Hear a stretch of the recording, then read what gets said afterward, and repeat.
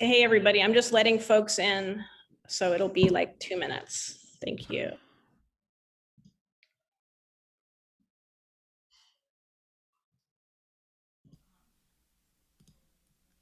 Test.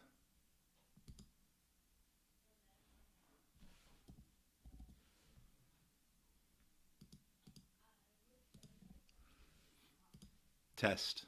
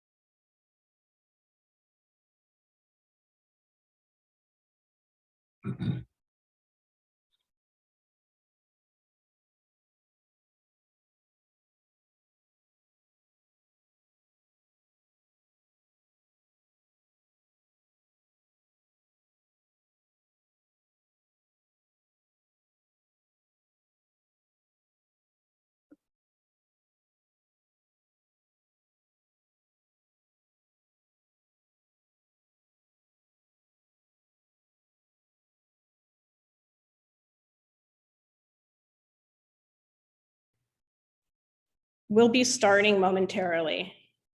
Thank you.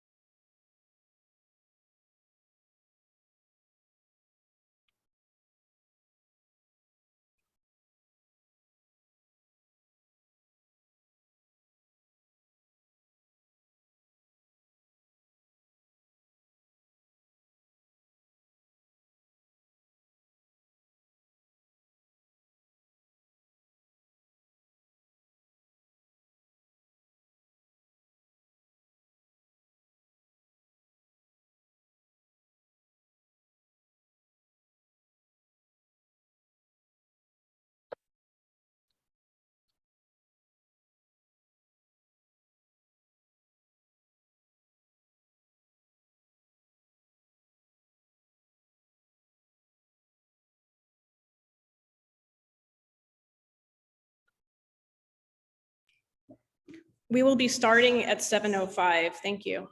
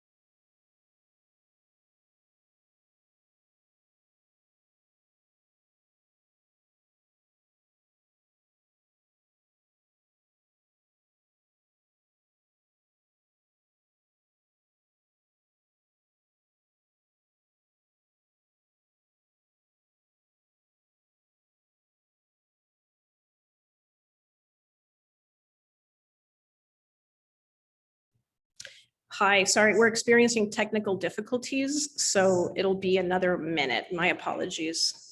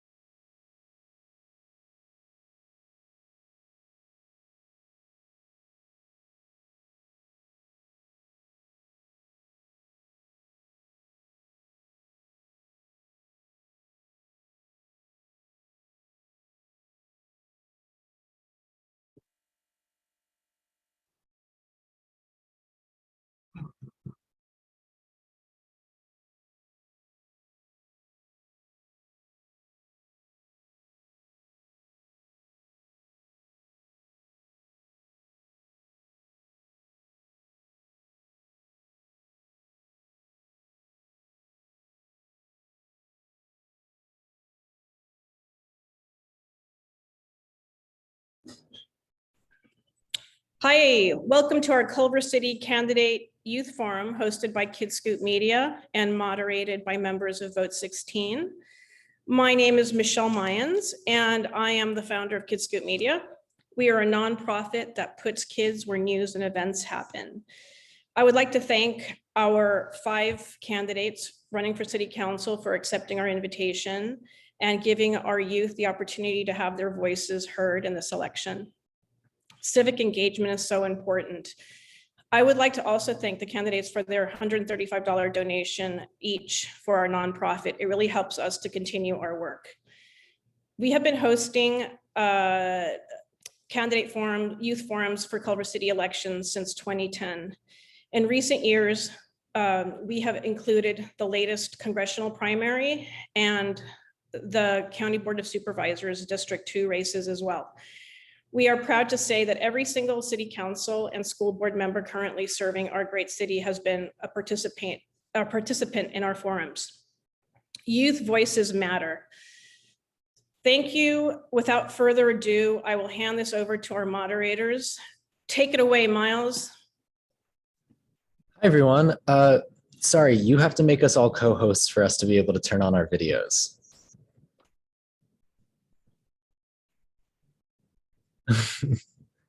Okay, great. Hi, everyone. Once all the hosts and panelists are co-hosts and have their videos on, we will get started.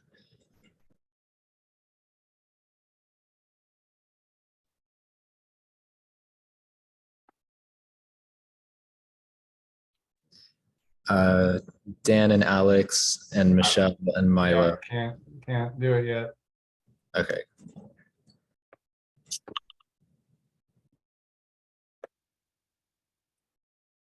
There we go. Milo is unable to turn on her camera. Yeah, we need to make everyone co-hosts. I believe we're handling that.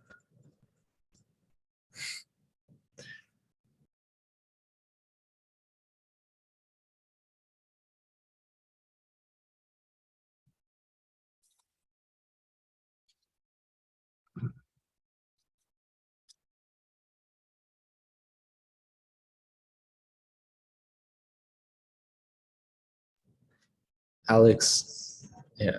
I'm clicking away like a madman, but I'm not not able to start yet.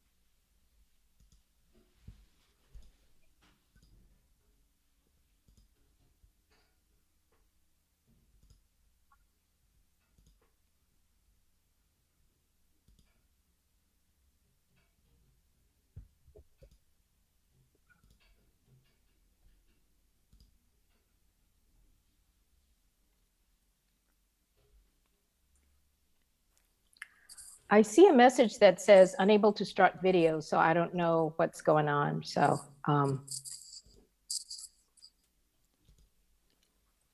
Try it now, Khin Khin. okay, all right. Mission accomplished. Thank you.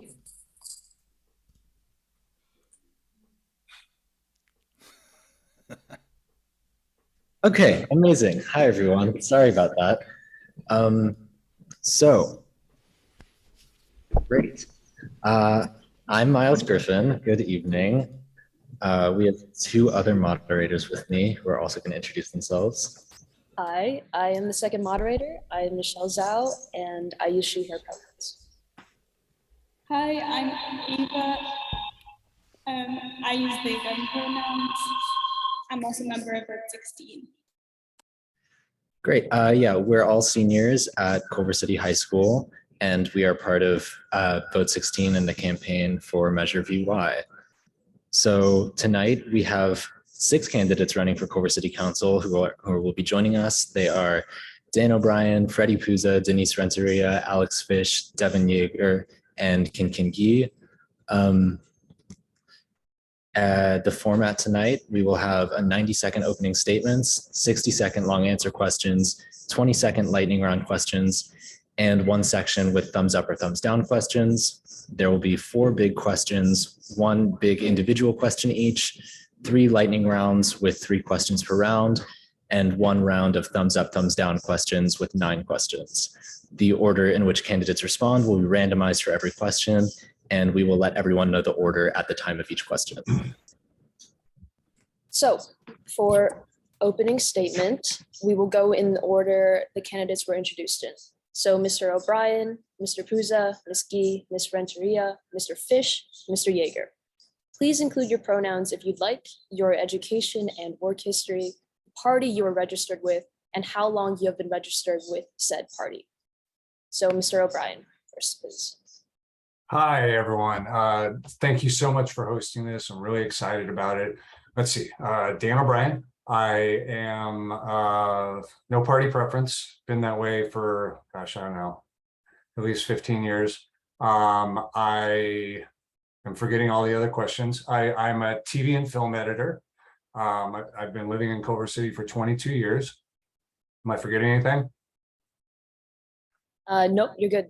Okay, great. Okay, again, I'm really excited for this. I think wholeheartedly our young people are the heart and soul of our community. I've been showing that in my works over the years. Everything I've done in Culver City from 2004, when my kids were first started to go to Culver City schools, all the way until their graduation from Culver City High School, was all about the kids.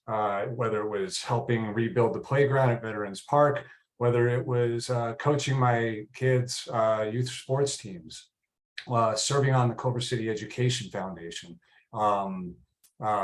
leading the Boy Scout Troop 108 in Culver City. All these things have been driven towards our kids because by extension, the kids, you know, you're our future, you're our hope, and your families, you know, your happiness is our family's happiness, which is our neighbor's happiness, and everything flows through you. And I'm so excited to be here, and I look forward to all of your questions.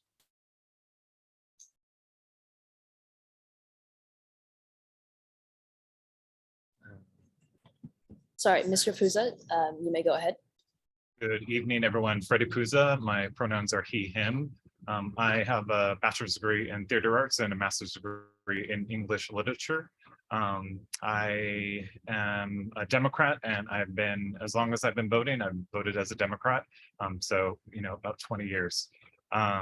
I live in Fox Hills. I love it here. I moved to Culver City for its location, the restaurants and businesses, and most of all, the people. We're so fortunate to live in a city where we can get involved. I'm proud of the collaborative work I've done throughout the city, including the work I've done to help get rent control and tenant protections along so many people. I helped organize the first and second Pride event. I serve on the board of directors for the Fox Hills Neighborhood Association. I've served on the Committee on Homelessness and the General Plan Advisory Committee, which gave me a great overview of the city. I am a relationship builder, an advocate, and a listener.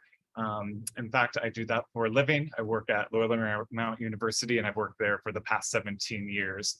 Currently, I'm the Director of Community Relations. My platform is really rooted in diversity, equity, and inclusion. We need to be asking, who's closest to the pain and how we allocating resources to ensure equal outcomes. Our future leaders need to embrace change, and most importantly, climate change. And as I talk to young people, that is the #1 issue that they talk about. And I'm looking forward to talking about my plan tonight. Thank you. Thank you, Mr. Puza. Ms. Gyi, you may go ahead. Thank you. My name is Khin Khin Gyi, and I'm a 31-year resident of the Culver Crest neighborhood in Culver City. I've been a practicing physician for that period of time as well. First, I joined, I should mention that I was a PhD before I went to medical school and got my MD. I joined Kaiser Permanente as their staff neurologist for 14 years before I went into business for myself. And so I'm a small business owner.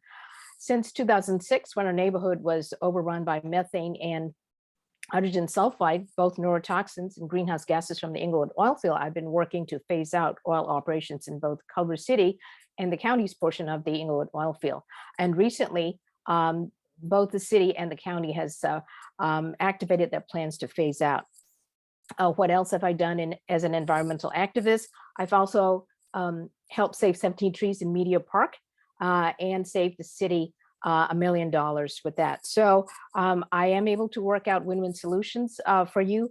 As a past president of Culver Crest Neighborhood Association and Culver City Democratic Club, I know what buttons to push and how to get things done. I will work with you to bring about safer neighborhoods so that kids can walk or bike to school. And also we'll work on traffic mobility by crafting designated bike lanes away from bus and car traffic. This will help us achieve zero vision. Thank you. Thank you, Ms. Gyi. Ms. Renteria, you may go ahead. Hi, good evening, everyone. I'm Denise Renteria, born and raised here in Culver City, and my pronouns are she, her. I went to film school. I am a prop master, and I make things and stuff, and it's a lot of fun. I work at a theme park that's near here. My party preference, or my party is, I'm a Democrat, and I've been a Democrat for 10 months now. Before that, I was no party preference, and that was because I registered when I was young, and I didn't want to be put into a box, and I didn't want to be labeled. So I was no party preference, just to keep peace of mind for myself.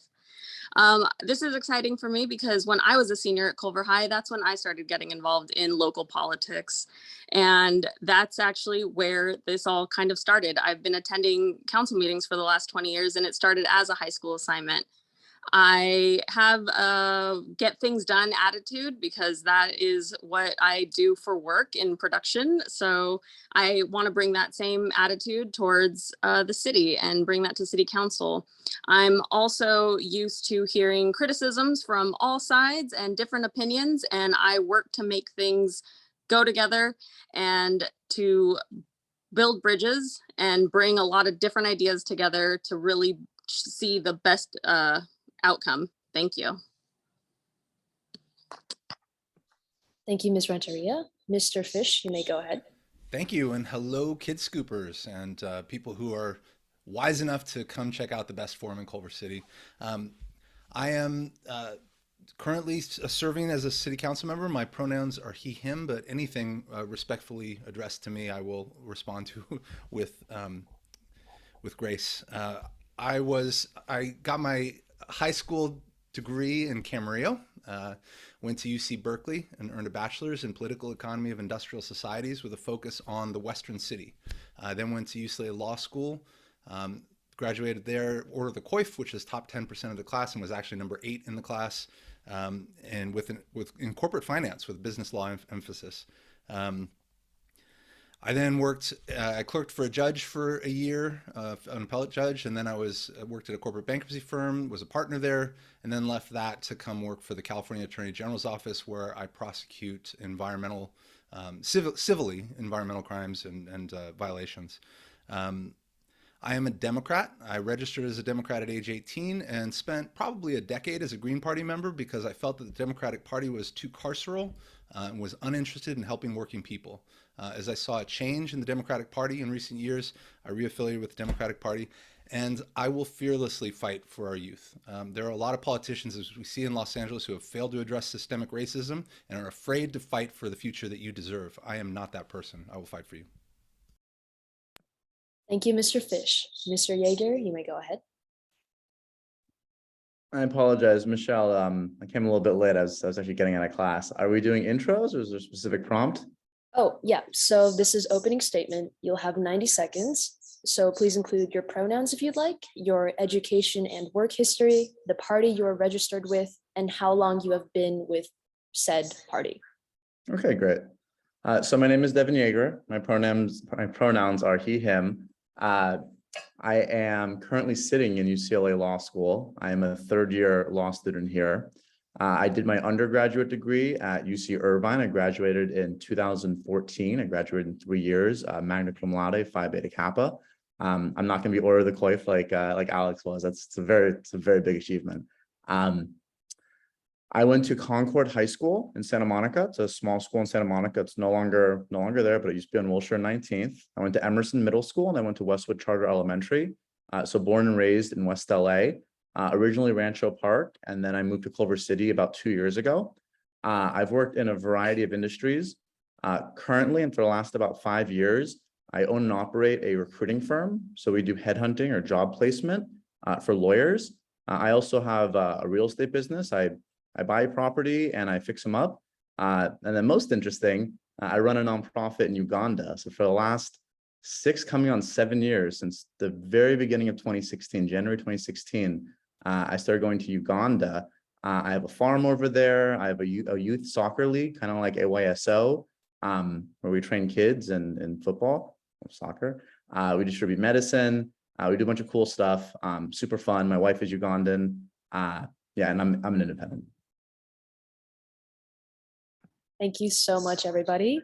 So our first round of the night will be lightning round questions, and each candidate will have 20 seconds to answer. Our first question is, which presidential candidate did you support in the 2020 primaries? The order we'll be going in is Mr. Yeager, Mr. Fisch, Ms. Renteria, Mr. O'Brien, Mr. Puza, and Ms. G. So Mr. Yeager, whenever you're ready. So as a registered independent, you can't support you can't support one candidate or another. You have to be registered either Democrat or Republican, and then you get to vote. I'm 99% sure that's how it is. Generally, I don't like national politics. I care about local issues and getting things done on the ground here. Okay, thank you, Mr. Yeager. Mr. Fisch, please. I donated to Liz Warren and Bernie Sanders, and I voted for Bernie Sanders. Thank you, Mr. Fisch. Ms. Renteria.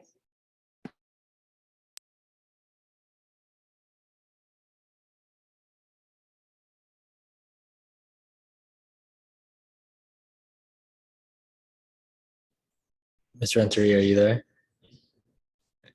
You're up. I think it's muted.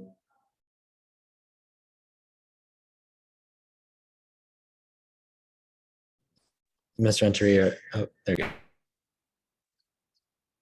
For which year election? I'm so sorry. 2020 primaries. 2020 primaries, I was no party preference, so I couldn't vote in the primaries.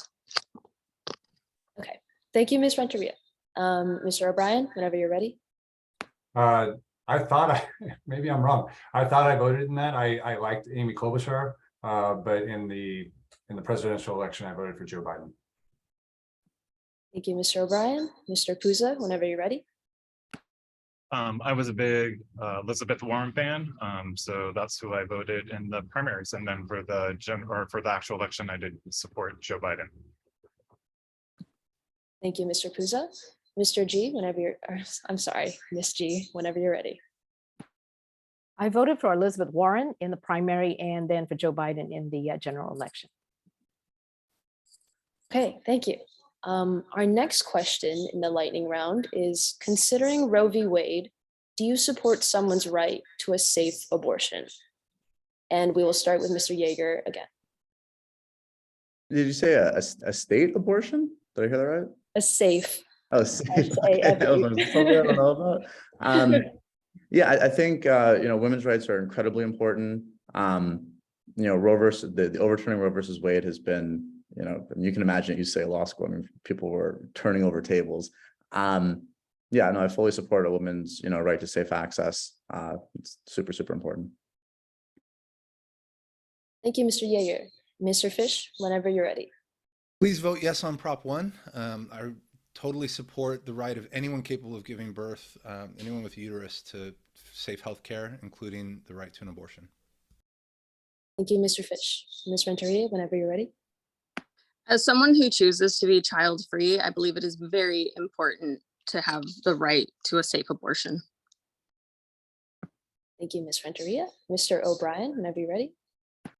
Women's right to choose is critical. It's important to respect women's rights and their health. Fully support that. Thank you, Mr. O'Brien. Mr. Puza, whenever you're ready. Agreed. I believe in women's right to choose and have autonomy over their bodies. Any person who's able to have a baby, I believe that they should have access to a safe abortion if necessary. Thank you, Mr. Puza. Ms. G, whenever you're ready. I support a woman's right to choose. That's the business between her and her physician. So that right has to be, that's a sacred right, and that has to be upheld. And I grew up with Roe v. Wade being the law of the land. And I'm just heartbroken and appalled that it's no longer the case. But I'm glad that we in California have that right. Thank you. Thank you, everyone. Our third lightning round question will be, what news source do you most frequently watch or read? And we'll start with Mr. Yeager again. I'm getting everything. Call me old school or old fashioned. I like Yahoo News. I don't know why. I like how it kind of like aggregates the stuff. Yeah. Thank you, Mr. Fisch. New York Times, LA Times, Daily Staple, Street Blog, Urbanized LA. What else is in my regular rotation? I don't watch any news at all. I think that cable news is a scourge, but I still like old school print. And anything that comes across, anything anyone sends me from a reliable source, I will read any source from any perspective. Thank you, Ms. Renteria. I listen to KPCC a lot. I don't watch any regular news on the TV, except for every so often I'll watch news in Spanish because they're a lot more fact-based. Thank you, Mr. O'Brien. I like international news sources. I like The Economist for periodicals. I like the BBC News. I like PBS, and I listen to NPR when I'm in the car. Okay, and Mr. Puza. LA Times, New York Times, NPR. I do watch CNN political coverage of elections. I do enjoy that, and I think that is it. Those are my main sources, and then different podcasts. But that's like niche kind of things. Thank you. And Ms. G. I like to watch MSNBC and read the LA Times. And when I'm in the car, I listen to KPCC. Okay, thank you. That will conclude our first lightning round, and I'll pass it off to Ava. All right. Hi, everyone. Thank you for answering the lightning round questions. Our first big question is the environment and sustainability question. So the question is, do you think environmental change can start at a local level? And if yes, what fresh ideas will you champion to make Culver City a more eco-friendly city? What specific plan do you have to combat the effects of climate change at a local level? The order will be Ms. Renteria, Ms. Gyi, Mr. Fisch, Mr. O'Brien, Mr. Puza, and then Mr. Yeager. So first, it'll be Ms. Renteria. I think it's very important to start at a local level. One of the things that I'm very excited for is all of our buses becoming all electric. I think that's a big deal. And our bus depot is going to soon have a lot of solar panels. And one thing that I really want to do once elected is get green bins to all the apartment buildings, because I think that would be a huge impact on, and it's not happening now. It would reduce emissions. I think it's such an easy fix. So why aren't we doing it now? So that's something that I really want to do. Thank you. Thank you, Ms. Renteria. Next, Ms. Gyi. I'd like to see solar panels on top of City Hall and on top of apartment buildings and on the side of apartment buildings. When I go to Santa Monica, I see that, and I don't see why we can't do that here in Culver City. I'd also like to see electric buses, and I'm also supportive of the REACH codes, so that new construction coming down the pike can have electrification, and we can do away with natural gas infrastructure. One of the reasons why we want to do that is to have safe infrastructure, because we don't want to have what happened in San Bruno repeating here in our city. So we want to design a safer city than what we saw in San Bruno. Thank you.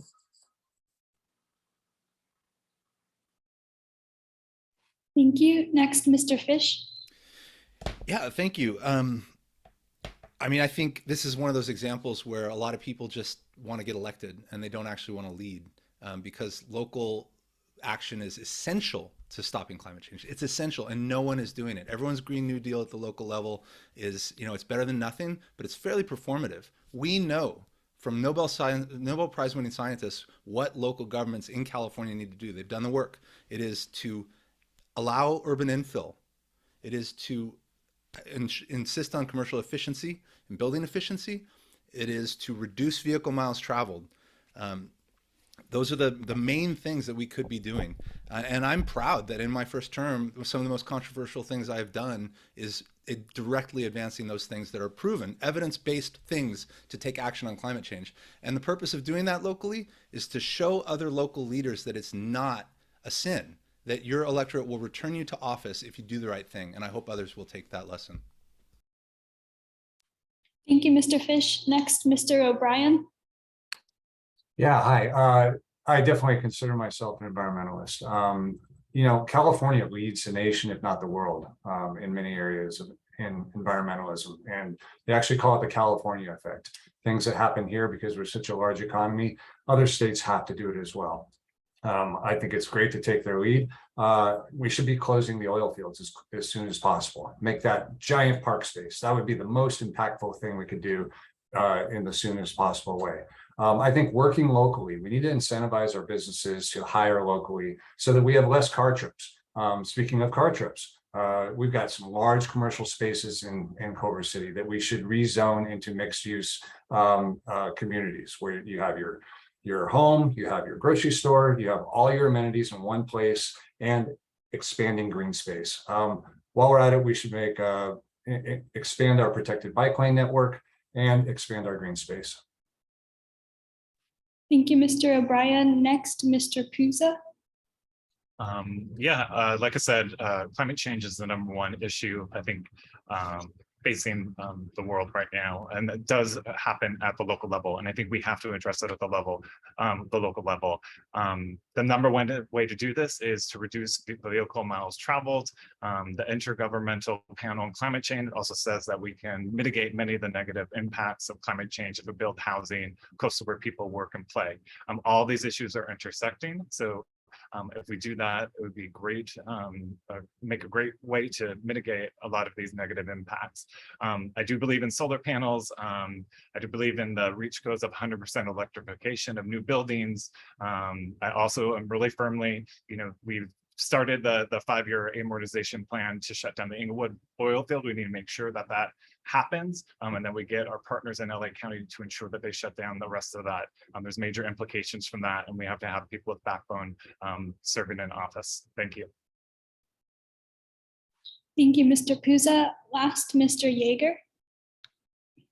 I zoomed from UCLA to the corner of Bentley and Venice about a month ago before they cleaned up this encampment.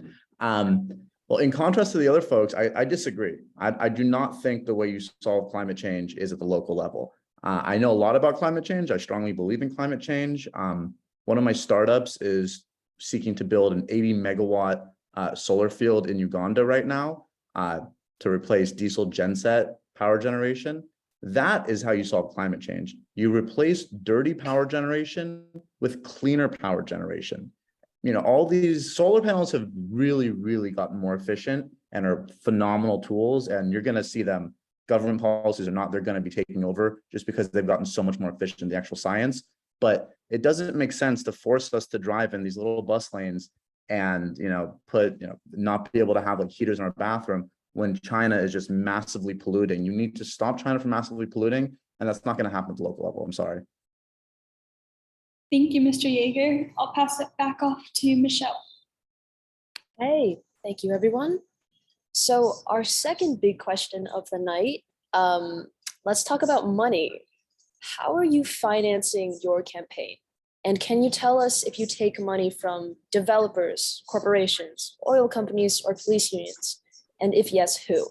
And then also kind of a second part to that question, are you accepting in-kind endorsements that come with financial support from the police union? Please also mention who the biggest donor to your campaign has been, and if there's anyone who you have refused to accept donations from. I'm also willing to repeat the question later on. The order will be Mr. Fisch, Mr. Yaeger, Ms. Renteria, Mr. Puza, Mr. O'Brien, and Ms. G. Mr. Fisch, let's start off with you, whenever you're ready. Thank you. I don't take money from developers. I don't take money from police unions, and I did not seek the police union's endorsement, not because I have any beef, but just because, I think it's important to my voters that I not seek that endorsement. I don't take money from fossil fuel interests. I don't take money from corporations. There's a whole host. I just take money from people. My largest donors, I have a few $1,070 donors. That's the max. And it's just people who really, from all over the country, who really believe in what we're doing here in Culver City and appreciate my role in it. So it's just people. It's people from all over. Thank you, Mr. Fisch. Mr. Yaeger, whenever you're ready.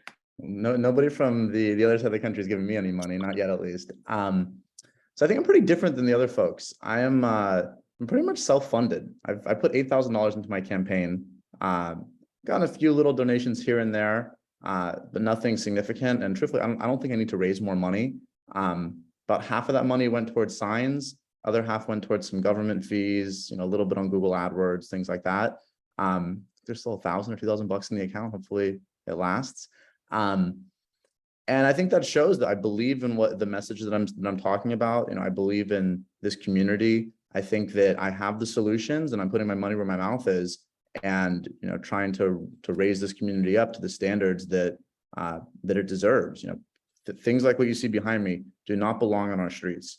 I don't care what anybody says. There's no one should have to suffer through homelessness, and no one should have to suffer walking past things like what you see behind me, or not being able to pass on the street because of that. And I want to fix that with my own money.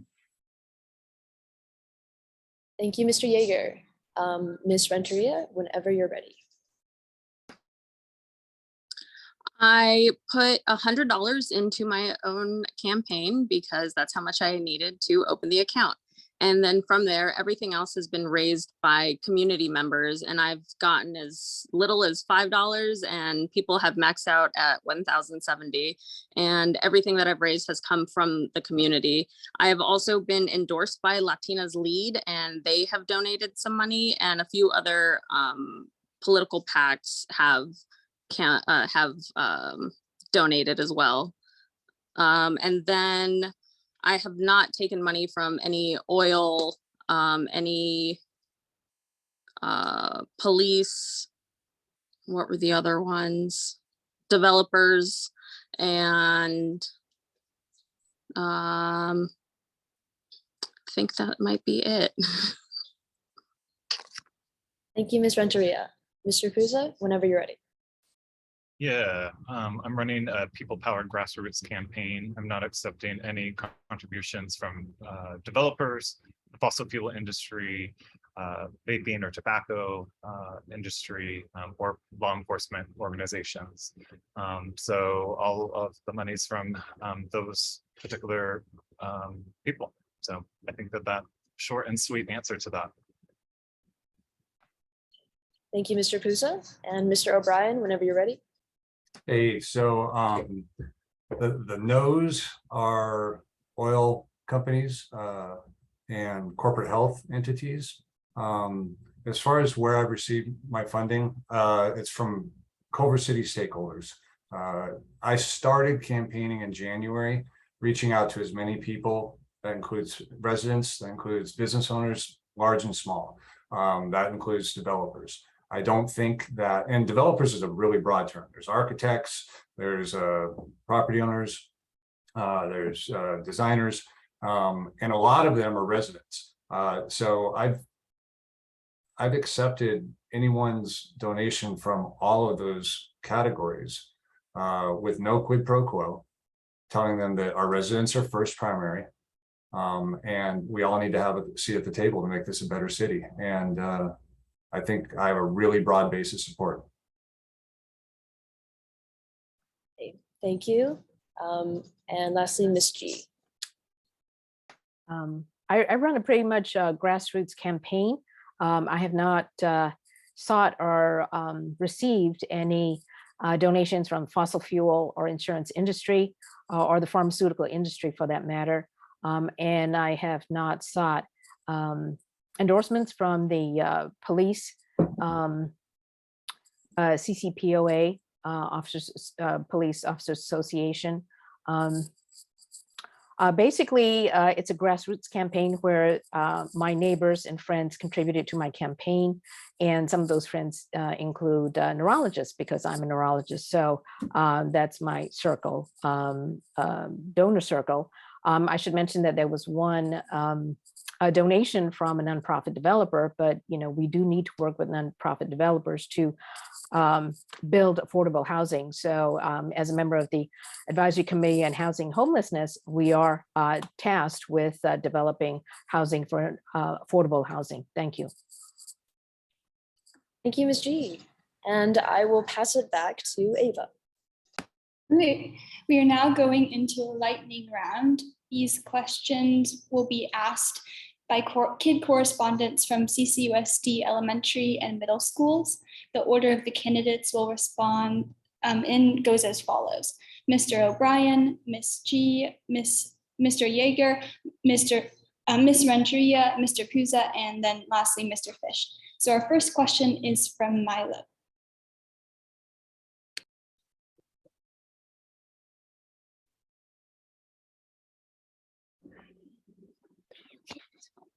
What is your favorite restaurant in Culver City, and what type of transportation do you use to get there?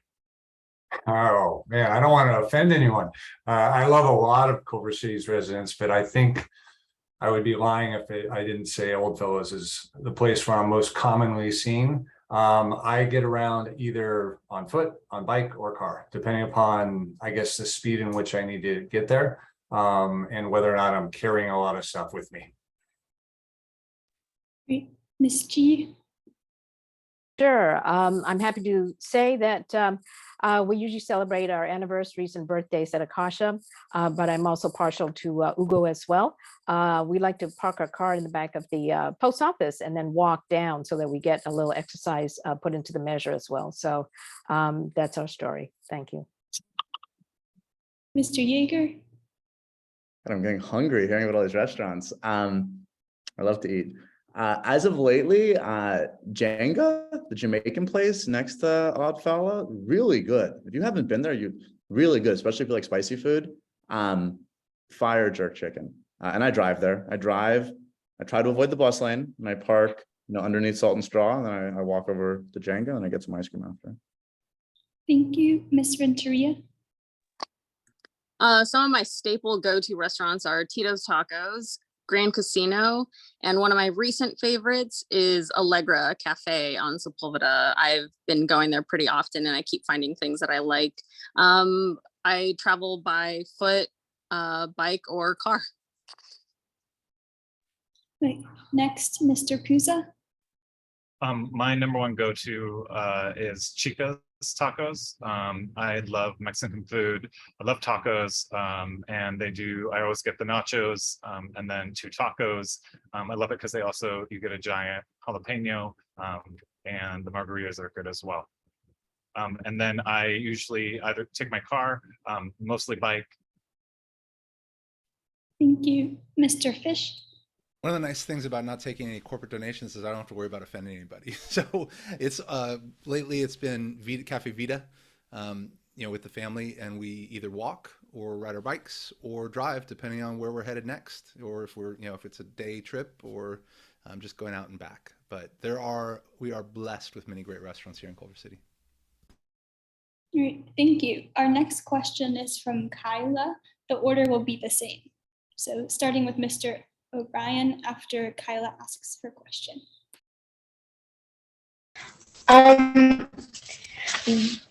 When you win and eventually become mayor, which public person would you give the key to the country from the city, the key to the city to?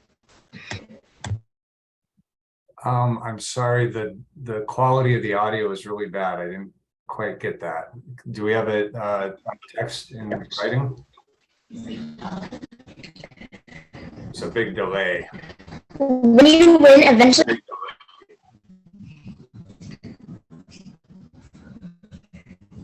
Hi. Oh, here we go. I see it. When you win and eventually become mayor, I got it. Thank you so much. I think Culver City's saint, who recently won the Citizen of the Year, is Lisa Skelly. She's the director of Grace Diner over at Grace Lutheran Church, and they've served meals for over a decade to our most food insecure, and since the pandemic, over 100,000 meals. So definitely, she deserves a key to the city. Thank you. Next, Ms. G. Yeah, I think the person I would like to give the key to after Lisa Skelly would be Rebecca Rona, because she spearheaded the formation of the ARAC, and that's the Equity Human Resources Committee that whose goal it is to make sure that there's equitable treatment of all citizens of Culver City. Thank you. Thank you. Next, Mr. Yaeger. Yeah, I don't think City Hall should be locked up. I think this is kind of the problem right now. There's these barriers between City Hall and the people, and I don't think that's right. I know that's not what you were getting at this question. I'm sorry, but I think it needs to be said. There needs to be an open door policy at City Hall, so folks like you guys, your voices can get heard. Thank you. Next, Ms. Renteria. I will say that the actual key to the city was lost many, many years ago, and I'm pretty sure it's just in someone's garage. I would give the key to the city to Hope Parrish, current president of the Culver City Historical Society, fellow prop master, and she's just been volunteering all her time over her whole life because she grew up here in Culver City too. She's been donating and volunteering for every organization possible in the city. She's a good example. Thank you. Next, Mr. Puza. I give it to Alexi Steele, who is our artist laureate. I think he has a great, interesting bio, really always in the community, great personality, and I really just like the arts in particular, really want to highlight that and highlight his story and his personal connection to the art that he does.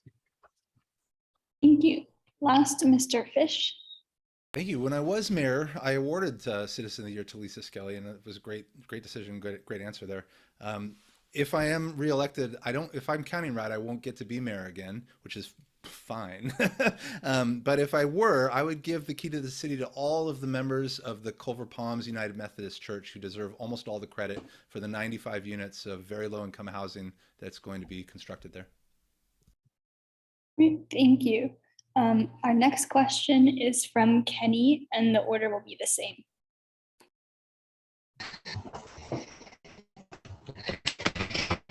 Who is your favorite ruling Supreme Court justice? Oh, gosh. Anyone who voted to uphold Roe v. Wade, I would say. And I would say that I dislike anyone who did not and who voted it down. Loved Ruth Bader Ginsburg, though. Just to clarify, the question was, who's your favorite living Supreme Court justice? Right, and all those who voted in favor of, or not, how do I not do a double negative? All those who supported Roe v. Wade. Wait, next, Ms. G. My favorite justice would be Justice Sotomayor. And of course, this is, I think, Latino Heritage Month. So I think it's appropriate that we honor her presence on the Supreme Court and her work there in support of the Roe v. Wade topic. Thank you.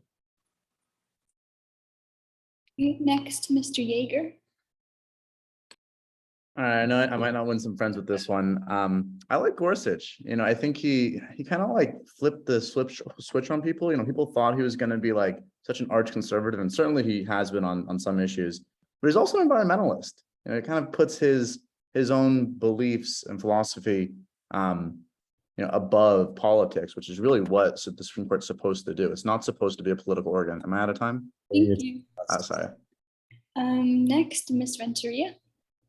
Katanji Brown Jackson. I think she has been the most qualified to be in there recently, and I was very proud to see her. Thank you. Next, Mr. Puza. Well, I think Katanji Brown Jackson, for the historical, monument that she made, being appointed to the Supreme Court. But I do like, but we got to give her time because she's new. But I do like the legacy of Sonia Sotomayor. She's really fought for the rights of defendants. Her work for the criminal justice reform, and working, on different issues related to race, gender, and ethnic identity. Thank you, Mr. Puza. Next, Mr. Fisch. It's tough for the lawyers to get this one in 30 seconds. Elena Kagan is a brilliant writer, and is, I usually agree with her. Really fantastic writer. If anybody's interested in becoming a lawyer, but Sonia Sotomayor is I think my favorite living justice. She's also a brilliant writer, and her rhetorical knacks, her ability to land a point, is sort of unrivaled in the modern era. Thank you. Okay, our next and last lightning round question is from Ravi. Is Ravi here? I don't see him. Okay. So we'll pass. Okay. I'm gonna now pass it back off to Miles. Hi, everyone. Ava, you're going to time keep now, right? Okay. So now we are entering individual big questions. So you will have 60 seconds to answer. Each candidate will have a different personalized question. We're going to start with Mr. Puza. Ava, are we ready? Yeah, okay, you can go. Wait. Okay, I've got it. Great.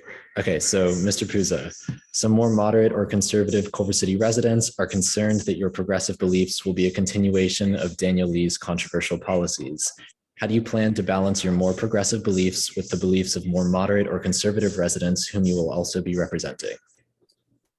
Yeah, there's no doubt that I have a clear point of view, and that I lean left on a lot of things. But as a city council member, it's important to listen to all views, but it's also important to have the conviction to make decisions for all people, not just a few. my personal job or my job and career is in public engagement. So I have to work with a variety of stakeholders, including the university, neighbors, local businesses and local governments. So it is listening to people, making sure that all sides, their points are heard and making sure that we're communicating properly and that we're, moving the city in the direction that we need to go in. My platform is rooted in diversity, equity, and inclusion. So I think we need to make sure that the voices that haven't been heard or that aren't traditionally heard, have a voice and that we follow through on that. Daniel and I appreciate Daniel and what he's done for the city and his service, but we are different people. So I hope you give me the chance to serve you as a council member. Thank you. Thank you, Mr. Puza. Okay, next will be Mr. O'Brien. Mr. O'Brien, you are endorsed by the controversial organization Protect Culver City. How would you describe your relationship with the organization, and how do you plan to consider the controversial beliefs of Protect Culver City in your policy making? So I met with a former mayor who gave me his endorsement, and he told me I needed to meet with an individual who was a neighbor of mine. And I said, yeah, great. And I met with that person, and we talked things over, and he said, I want you to talk to this group that I'm a part of, Protect Culver City. And I had heard about their reputation, and I had heard about the awful things that were, I think, tweeted by the founder. And I absolutely condemn those words, all of them that I've read. But I thought that the folks from that group deserved to be heard. So I let them know where I stood on those issues, listened to their words. And they talked about the same issues that I'm hearing from the whole city, about the homelessness, about public safety, about mobility. And those were the things that I addressed.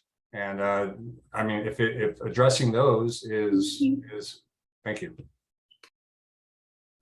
Thank you, Mr. O'Brien. Okay, Ms. Renteria, you are up next. Some voters are concerned about the unusually large donations that have been made to your campaign by individual developers and PACs. How will you balance allegiance to donors with your responsibility to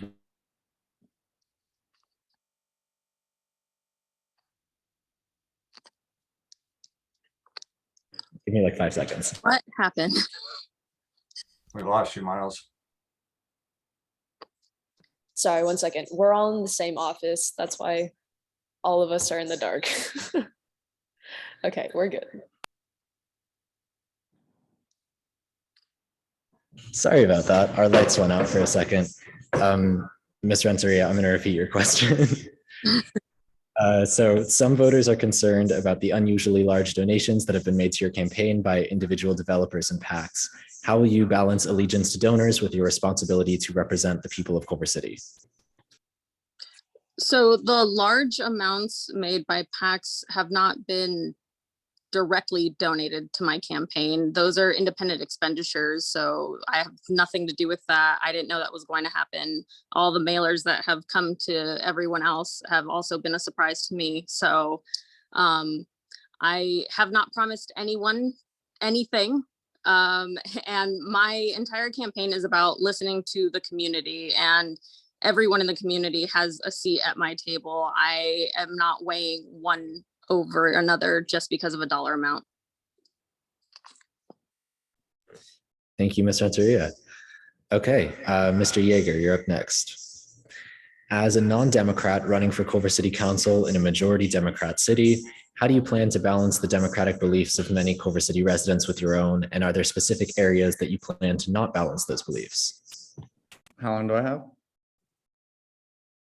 You have 60 seconds. All right, cool. I think it's really important that a candidate stands on what he believes in and what he's going to actually do, and he does what he says he's going to do, and he says what he's actually going to do. And the voters need to know where he stands, but at the same time, a candidate needs to be the voice of the people in his neighborhood and the greater community. My goal is to be a voice for my community, which is pretty much from Sepulveda to Overland, from Venice going south. I've done pretty well for myself, but I live in one of the less economically prosperous parts of Culver City, and my neighbors feel like they've been forgotten. I feel like I've been forgotten by the city. And I plan on, using the privilege I have to advocate for me and my neighbors so that we get the resources that we deserve. And I think in doing so, lots of other neighborhoods throughout Culver City are going to see improvement, from homelessness to parking to paving the roads, fixing the sidewalks, the basic issues, not solving climate change, which, as I said, is not a local issue. Thank you, Mr. Yeager. Okay, Ms. G, you're up next. You've previously spoken passionately about the school to incarceration pipeline, yet you are outspoken about Measure VY, a measure that hopes to promote civic engagement and responsibility from a young age. Do you think that your values are contradictory? No, what I said previously was that I'd like to see results of school elections, like student council elections, and make data-driven decisions to see if there were any fair elements, if there was any fairness to the student council elections, and how the students behave in terms of campaigning for the elections and how they convince their fellow students to vote on certain issues. So I'm used to making data-driven decisions, and it will be data that will be governing how I vote on the issue. Thank you. Thank you, Ms. G. Okay, Mr. Fisch. How would you respond to critics who argue that the City Council has been inactive on many issues, including housing, and that as a current member of the City Council, you are at fault? I think that this council has been more vigorous than any in my 17 years in Culver City, in watching City Hall, which is actually the real complaint. I think I wasn't, that recall petition against me. It wasn't because I'm incompetent. Quite the opposite. I'm highly competent, and we have completely built out a homeless services program and created housing from zero in a very short period of time. Really unprecedented in local government. We're pushing ahead to try to demonstrate regional solutions at the local level, which, if I'm reelected, we'll keep pushing if I've got the support, and we will transform the region. So, it's easy to say, oh, local government can't do this, can't do that. But I think I'm showing that local government can and local government must. So quite the contrary of not doing enough on housing and homelessness, we are housing people at a fast clip. We're creating the services, and we're creating the actual homes. And, I could go on and respond to Devin's little gestures there, but and talk about his attitude towards homelessness and what the problem there is, but I'm out of time. Thank you, Mr. Fisch. We just have, Ravi is able to ask the question now. So before we go to the next section, can we get him to ask his question? Ravi? Go ahead, Ravi. Okay, well then, if Ravi's not, is he ready? Yes, it says the host has stopped the video. Oh, okay. Okay, try now.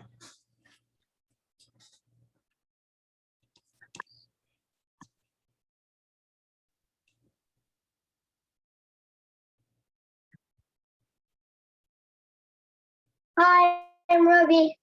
Hey. I have a question for you. The Little League fields were replaced earlier this year. The city spent a lot of money on the new fields, and it was so fun to play baseball in the nice fields. Sadly, they are already ruined because the city did not upkeep them. What will you do to help our fields and make sure the money the city spent isn't wasted? And this is a lightning round question, and the order will be Mr. O'Brien, Ms. G, Mr. Yeager, Ms. Renteria, Mr. Puza, and then Mr. Fisch. So, Mr. O'Brien. Sorry to interrupt. Is there any way to put the question in the chat, please? I have bad hearing. Yeah. Thank you. I think I did understand it though, so I can go ahead and, yeah, okay. I believe we have only 6 field maintenance people for all of our parks. We need to increase our staffing in our park services. Bottom line, it's the least respected area, I believe, in our city. We need to put more effort into it. Okay, next, Ms. G. Yeah, it sounds as though even though the city spent or invested money in designing the field. There wasn't much going into the maintenance. So I think we need to look at all different aspects of maintaining the field, not only the creation of the field and what it takes to maintain the field. So I think going forward, we've learned a huge lesson from not doing the maintenance. Thank you. Next, Mr. Yeager. Might have to phone a friend for help. Ravi, can you tell me, is it fake grass or real grass? It's real grass. So that was the first mistake. I've planted football fields abroad and it's so hard to maintain real grass. You got to go to fake grass in the future. But in the meantime, make sure people don't camp out on it and mess it up anymore. But future fake grass. Okay, next, Ms. Renteria. I think regular maintenance checks. I've spent a lot of time up at the Little League field, and I know when gopher holes became a problem and kids were twisting their ankles, and I think regular maintenance and that should probably take care of those issues, and it should happen to all the parks, really. All right, next, Mr. Puza. Yeah, definitely. People move to the city for the, for the services and the high quality of services that we provide. I think budgets are a reflection of our values. So I think we do need to, make sure that money is directed towards this, for sure. I also think that, if we can create a system for making sure. Thank you. Thank you. And last, we have Mr. Fisch. It's thanks to voters passing Measure RE that we were able to pay for the refurbished turf. Unfortunately, we don't have enough. That's built on landfill, all of that up there. So the one field that's really good gets a ton of traffic, and it's very hard to maintain natural turf with that much traffic. Plus, every city department is short 20% of staff because we're suffering from the Great Resignation like everyone else. Thank you. And thank you, Ravi, for asking your question. Next, I'm going to pass it back off to Miles. Great, thank you, everyone. So now we are going to move into our yes or no, thumbs up, thumbs down lightning round section. All candidates will answer each question at the same time with either a thumbs up or a thumbs down to indicate support or disagreement. There will be 9 questions. Everyone is going to go at the same time. Are we all ready? Can we get a thumbs up if you're ready? Okay, amazing. I'm going to pass it back off to Michelle. All right, with our first question, drum roll please. I'm kidding.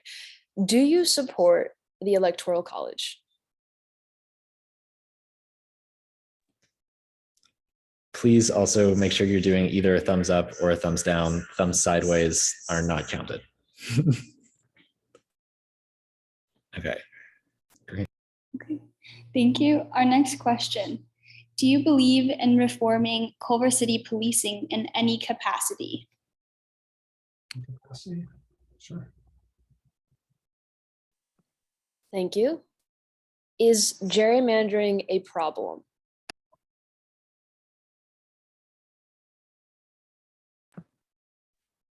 Great, thank you. Do you support Citizens United?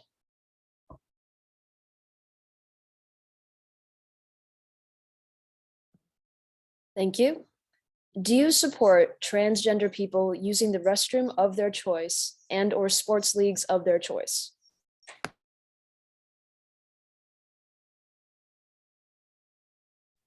All right, thank you. Would you support the athletes in our school taking a knee or not standing for the Pledge of Allegiance? Thank you. Do you support proactive policing?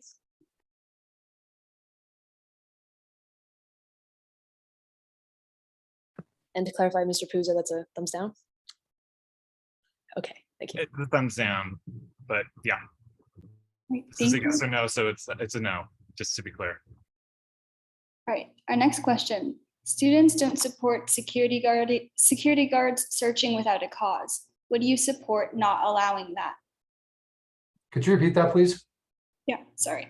Students don't support security guards searching without a cause. Would you support not allowing security guards to search without a cause? Okay, thank you. And this will be our last question. Would you support adding 4 seats to the Supreme Court? I mean, Okay, thank you. Our next big question. If Florida Governor Ron DeSantis redirected a flight of asylum seekers to Culver City as he did with Martha's Vineyard, how would you handle it? Do you support Culver City being a sanctuary city? The order, oh, sorry, this is not a thumbs up, thumbs down question. I should have clarified.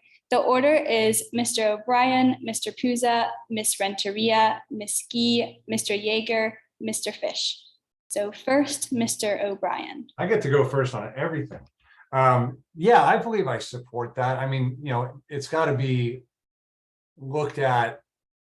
I mean, if it's all people who are, you know, seeking asylum, we certainly can't support all of those. But if it's a plane, yes, I would look to work with our regional partners to be able to share the load. I don't think we have to be an island in that regard. But assuming that all of the asylum seekers, you know, are truthfully, you know, seeking asylum for the right reasons, we should work with our regional partners to find help for them. Thank you. Next, Mr. Puza.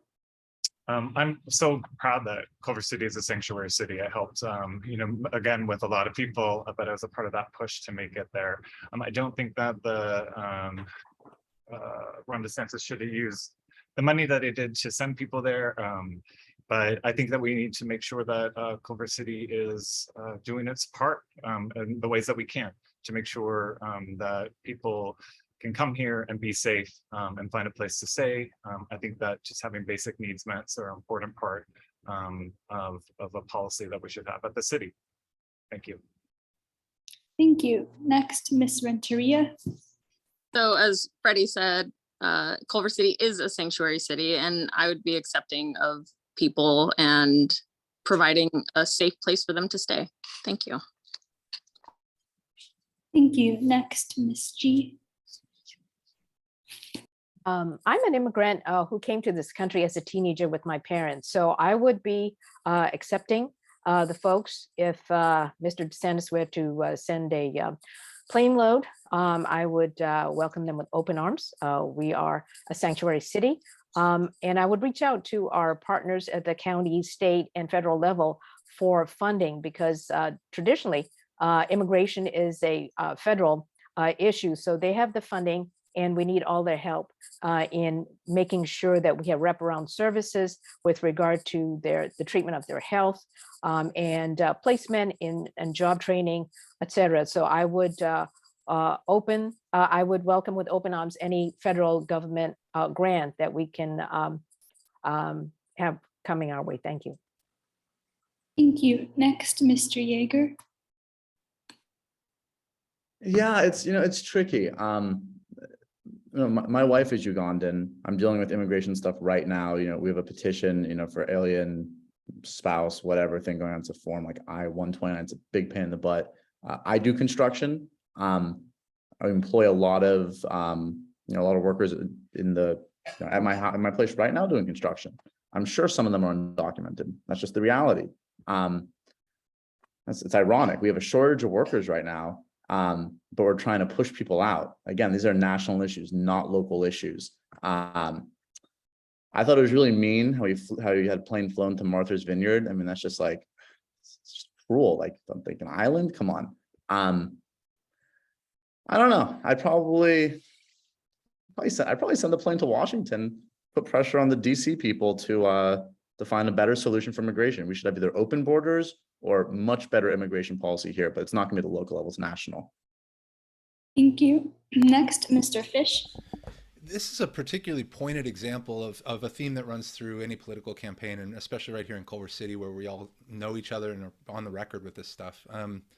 But let me back up a second and observe, the interesting thing about law and order as a concept, because it is the law of the United States that anyone claiming asylum is a legitimate asylum seeker until adjudicated otherwise. So, if you're a law and order person, you ought to be celebrating the rights of those people to present themselves at the border and not be shipped into a camp made to sit in a cage under a Mylar blanket. That should be, if you're a law and order person, that should be central. It was not, and it still is not. And it is a local issue because we fought for Sanctuary City here in Culver City before I was on the council. We were successful with big numbers of people pushing people to do things that were uncomfortable, because at the end of the day, law enforcement is law enforcement, and we can either have our law enforcement violate law and order principles and send migrants to be deported or not, and we chose not to. I'm very proud to be involved in that. Thank you. Thanks everyone for answering the question. Next, I'm passing it off to Michelle. Okay, so on to our next topic. Let's talk about policing. What do you envision the future of the Culver City Police Department looking like? Do you think changes must be made to our police department? If so, what changes? If not, why not? And what specific strategies will you introduce to reduce racial profiling and racial bias within the CCPD? Our order will be Ms. G, Mr. Yeager, Mr. Fisch, Mr. O'Brien, Ms. Renteria, and Mr. Puza. So Ms. G, whenever you're ready. Yeah, thank you for the question. I think to make encounters between the police and the citizens less confrontational, I think I would be funding for license plate readers. Those are digital devices that you can, that allows the police to record the license plate in question and then send the infraction of a traffic law to the individual's home email address. And I think I would like to see more guardian model of policing rather than the warrior model that we've come to see these days. So I think those are the two big ones that I would push for. And more education is always great, especially when it comes to mental health, handling of mental health issues. And I hear there's a mobile approval for a mobile unit that's coming down the pipeline that would go out and help folks with mental health issues. So thank you. Thank you, Ms. G. Mr. Yeager, whenever you're ready. I like this question. I hope I don't offend too many people with this. I think the police need to become more specialized. There should be a homeless department, a mental health department, a domestic violence department, so that when you call the police, it's not the same generic police officer showing up. There should be police officers specially trained. I say police officers, I don't say social workers. That's pointed. You look at the homeless people encamped under the 405. Social workers cannot solve that problem. A lot of these people are violent. A lot of these people possess weapons. A lot of these people are not the kind of people you want, being handled with kid gloves. These people need to be handled seriously. Same time, if you're worried about a classmate of yours potentially, God forbid, doing something horrible at your school or having access to weapons, you shouldn't call the general police hotline. There should be a specialized person you call who, in a specialized way, investigates that to keep our community safe. We need more specialization and better training, and the police need to do better and just, not be racist. Thank you, Mr. Yeager. Mr. Fisch, whenever you're ready. Thank you. It's really, it's interesting and unfortunate how the conversation evolved, because before, with our prior police chief, I used to talk about how we ask the police to do too much all the time. These are our most highly compensated civil servants, really highly compensated. And I remember during the controversies about policing, one of them sent to me an email about how the work he'd done. And it was a list of the stuff my mom did as a social worker, So I think that we need to allow them to focus on solving crimes. That's what they do best. Preventing crimes, we need to be very careful that they're not doing things to that perpetuate unconscious bias or built-in bias. That's why I'm very proud that Chief Sid has been working on the culture there and ended vehicular stop and frisk. Just pulling people over on pretext because they looked wrong. That's the sort of stuff we need to be doing. And we need to build the care model alongside to deal with all the stuff that we make police do that they're really not equipped to do. And they're too expensive to do. Thank you, Mr. Fisch. Mr. O'Brien, whenever you're ready. Yeah, so Chief Sid's, I've spoken with him many times, and I think the entire sitting council is very confident in his ability, his mindset, and the culture he's building. He's young. He has a police force who's also very young, very diverse, more diverse than the community we're in, mostly college educated. I'm excited by the new culture that is there. They should be not racially profiling, of course. They should be profiling behavior. If a behavior is criminal in intent, then that's what they should be targeting. I agree with the license plate readers. Those are by definition unbiased. They're only looking at the information on the plates. I think we should also form a nonprofit that will pay for, I got to do this fast, fix-it tickets. A lot of tickets on pullovers turn out to be bad encounters because people are poor and they can't afford it. I'd like to have. Thank you, Mr. O'Brien. Your time is still up. Thank you, Mr. O'Brien. Ms. Renteria, whenever you're ready. I would like to hear from the police officers themselves what they would like to change. I think coming into this role is a big deal to have respect for them and hear from them what they would like to see change. I also spent an entire day with the Met team, and I know we have the mobile crisis unit coming out, but I think an additional Met team may be beneficial because the team that I was with, they're only there during the day. And I think at night we should also have a team to respond to those specific calls. There are a few directives that I believe I would change just because they are really affecting how our police and what people normally call and make police calls for. I do believe that our police culture has changed and we want them to respond and not hassle people. Thank you, Ms. Renteria. And Mr. Puza, last but not least, whenever you're ready. I participated in the Culver City Police Department Civilians Academy, and I've done ride-alongs. I think we need to continue the conversation about what makes this city truly safe. And I think that conversation really needs to be informed by those who have been impacted by over-policing, most impacted. So that includes Black, Indigenous people of color, members of the LGBTQ communities, and poor folks.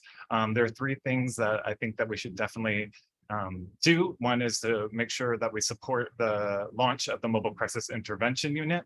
I think that we need to partner with the county and implement its alternatives to incarceration recommendations. And I think it's really important to establish an independent civilians academy, or excuse me, a civilian oversight committee with subpoena power to really ensure transparency and efficiency of services. We create safer neighborhoods by creating stronger communities. So giving people resources. Thank you, Mr. Puza. Your time is up. Okay, we're going into one last lightning round. The first question is, who are you supporting in other local elections like the Culver City School Board election? Are you supporting Sydney Kamlager or Jan Perry in the congressional race, and Karen Bass or Rick Caruso in the LA mayoral race? The order is Ms. Renteria, Mr. Puza, Mr. Yeager, Mr. Fisch, Mr. O'Brien, and Ms. G.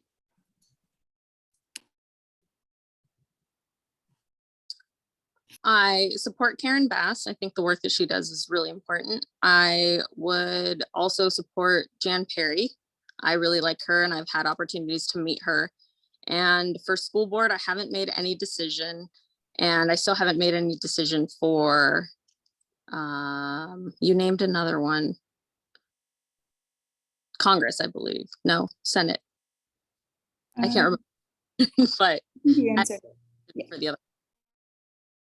Okay, next, Mr. Puza, and just to list off the races, it's Culver City School Board, Sydney Kamlager or Jan Perry, and Karen Bass or Rick Caruso. Yeah, for Culver City School Board, I'm supporting Tristan Ezador, Summer McBride, and Stephanie Laredo. For the Congress seat, I'm supporting Sydney Kamlager, and for LA Mayor, I'm strongly supporting Karen Bass. Thank you. Thank you. Next, Mr. Yeager. All right, don't kill me. I'm not so well versed on the school board election. I I met Howard Gilman, Howard something. He seemed pretty cool. Is he still running? Right? Somebody help me Howard there? Edelman is still running. Yes. Yeah, he seemed pretty cool. Yeah. I'm not super well versed on all the issues. Yeah, I like Caruso a bit, but he's got some issues also. Thank you, Mr. Yeager. Okay, next we have Mr. Fisch. I'm supporting Lola Smallwood Cuevas for State Senate, Isaac Bryan for Assembly, Sidney Kamlager for Congress. If I voted in LA, it would be Bass, Darling, Martinez, Yaroslavsky. In school board, it's Tristan Ezador and Stephanie Loretto. Thank you, Mr. Fisch. Next, Mr. O'Brien. For school board, I've only publicly endorsed Daryl Menti. I think he'll do great. I'm still weighing my other options. I like what Sidney Kamlager is doing. I don't have an opinion on LA mayor and Senate. I'm still weighing on. Thank you, Mr. O'Brien. Last, we have Ms. G. For school board, I'm supporting Howard Edelman, Marcy Bond, and Summer McBride. For state senate, I'm supporting Cheryl Turner.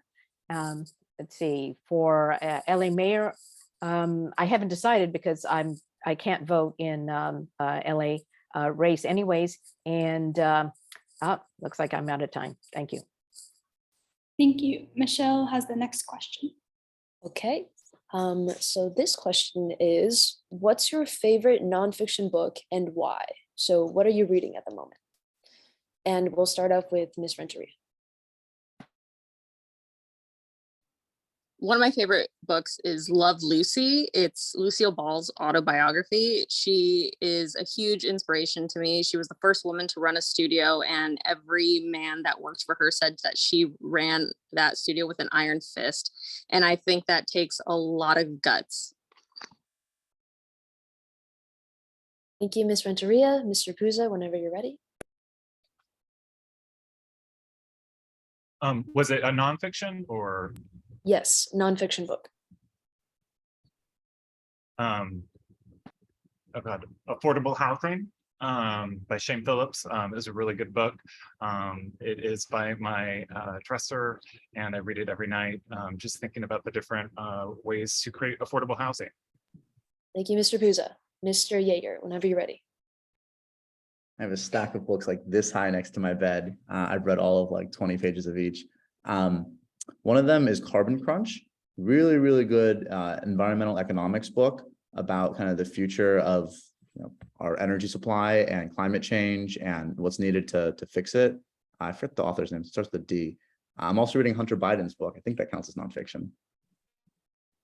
Thank you, Mr. Yeager. Mr. Fisch, whenever you're ready. Favorite ever is Endurance, the story of Shackleton, because it's just an incredible story that everyone should read.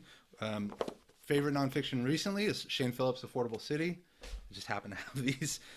Working on homelessness as a housing problem.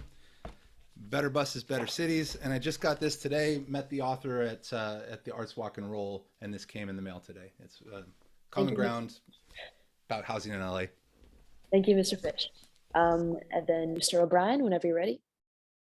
Mr. Fisch, are you sitting on those books?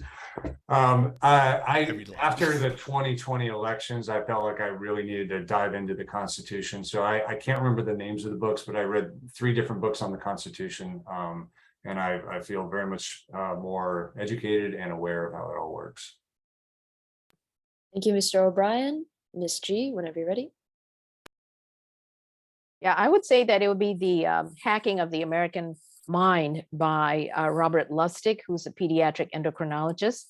He's done a lot of books on obesity and what makes American kids obese, but this is science behind the corporate takeover of our bodies and brains. So it's like a detective novel as well. Thank you. Thank you. So this will be the final question of the evening until we go into final words. Thank you to all the panelists for answering these questions and the audience for attending. Now, can the panelists please list their endorsements? The order will be Mr. Yeager, Ms. G, Mr. O'Brien, Mr. Fisch, Mr. Puza, and Ms. Renteria. So Mr. Yeager, whenever you're ready. I'm proud to say I haven't actively gone after many endorsements. I haven't received many either. I decided to run about 4 or 5 months ago, you know, a man of the people, no backing, as you heard about my financial situation.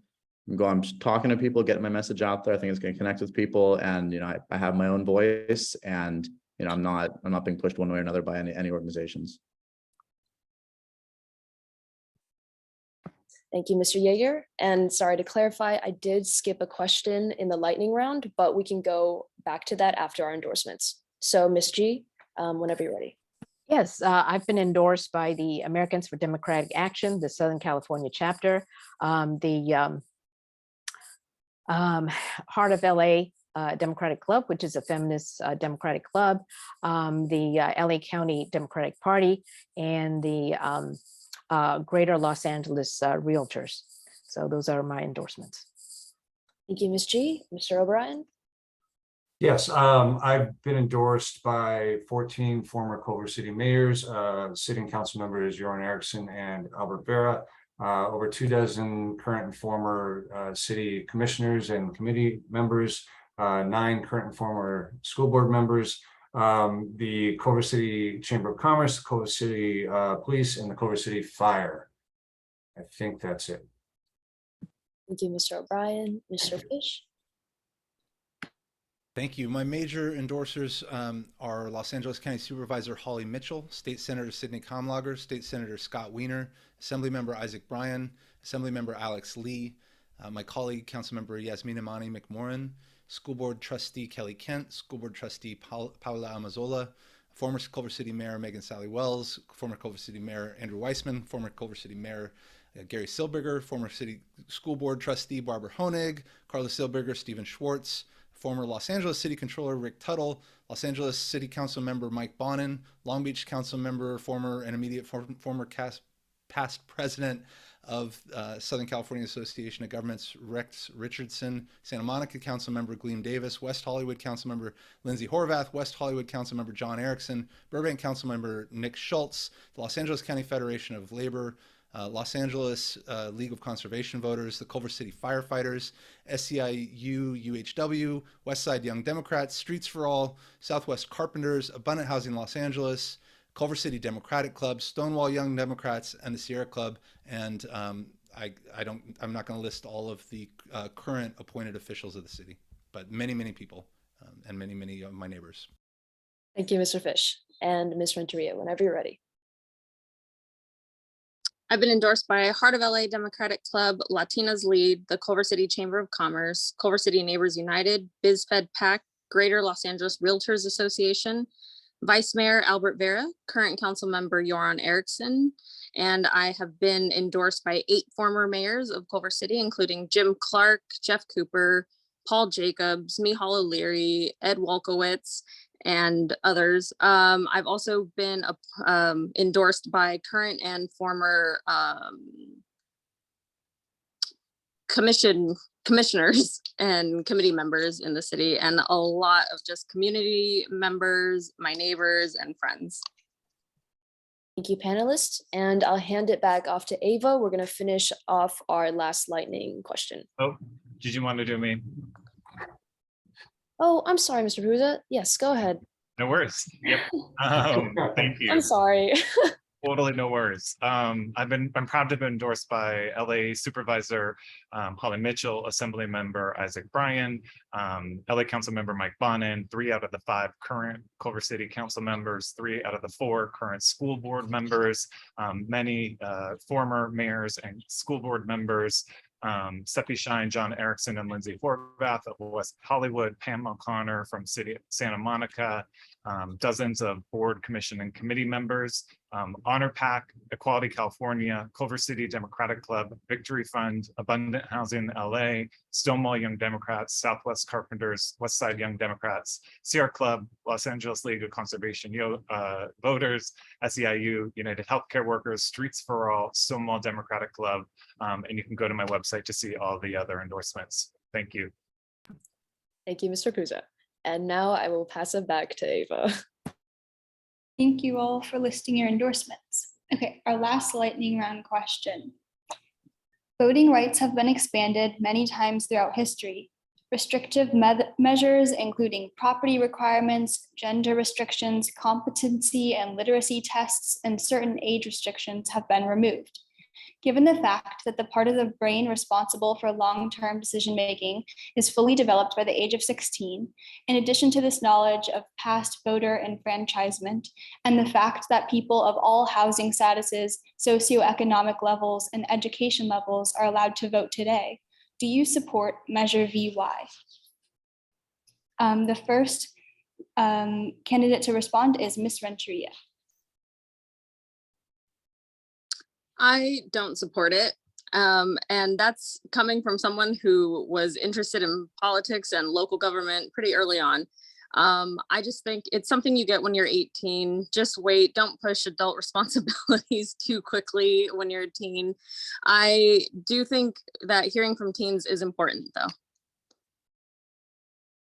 Thank you. Next, Mr. Puza.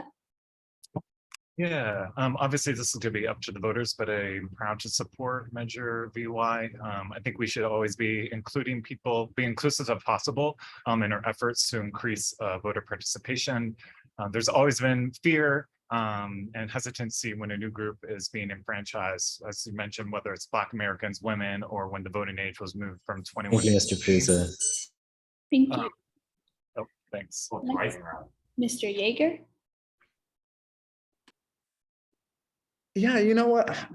I support this. I think that 16-year-olds are pretty well informed, intelligent, taught very well how to ask good leading questions, by the way. It's very persuasive question asking.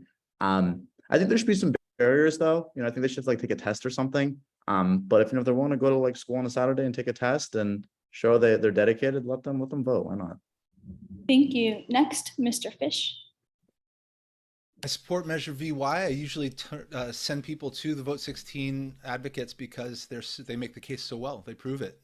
But for me, the most compelling reason is that young people who go off to college often don't appreciate the significance of local politics, whereas young people who deal with them every day and are victims of bad local politics, they ignore them, understand fully well, and become great voters for their Thank you, Mr. lives. Fisch. Next, Mr. O'Brien. Yeah, I spoke on this at another forum. My biggest concern with it is people are voting for fiscal measures, and as a person who's living at home, 16, 17-year-old, you're not paying property taxes, you're not paying rent, and those are some of the most expensive things that a voter has to pay for. Thank you, Mr. O'Brien. Next, Ms. G. I think I could support Measure VY if it were restricted to school board elections. First and foremost, see, look at the data that's generated, see how they did on it, and then I would gradually move it up to the general municipal election. So I like to see a step-by-step approach to this with data collection and analysis all along the way. Thank you. Great. Thank you all. Next, Miles will be leading our closing statements. So for our final question of the night, instead of closing statements, after everyone has voted and all the ballots have been counted, will you accept the results of this election? The order will be Mr. Yaeger, Mr. O'Brien, Ms. Renteria, Mr. Fisch, Ms. G, and Mr. Puza, and you will have 20 seconds to answer. So, Mr. Yaeger. All my endorsers are going to come with pitchforks, and we're gonna take over City Hall. No, of course we're going to accept the results. Come on, it's America. Thank you, Mr. Yaeger. Mr. O'Brien. I will happily accept whatever decisions was made by the public because the public has voted. Thank you, Ms. Renteria. Of course I would accept it. I will continue to participate in my local city the way I always have, continuing moving forward. Thank you, Mr. Fisch. Absolutely. Our elections are secure, and I have an absolute total faith in that every vote will be counted. California is excellent with that. That said, we may have to wait about 30 days to know who won, and that's a good thing. California should, it's difficult, but California should count every single vote. Thank you, Mr. Puza. Oh, sorry, Ms. G. Yeah, I will accept the results of the election as I always have. So there's no objection to the final results. And I will continue to participate in the civic as a with my civic duties as a resident and citizen. Thank you. And finally, Mr. Puza. I will 100% accept the outcome of this election. I learned about this last election. I lost by 28 votes, but I also learned that the system is so sophisticated that it's like a margin of error for like one vote. Maybe they would, possibly do anything. But anyways, I'll accept the results, and democracy will prevail. Thank you all. That will be the end of our evening. Thank you everyone so much for coming, and don't forget to vote March 2nd. Again, not March 2nd, November 8th. Election is November 8th. Please vote. We are Vote 16 Culver City, representing Measure VY, Votes for Youth. You can find us at our website, vote16culvercity.org, on Facebook at Vote 16 Culver City, and on Instagram at Vote16cc with KidScoop Media. Good night, everyone. Thank you. Thank you, everybody. Thank you. Thank you and good night. Thank you.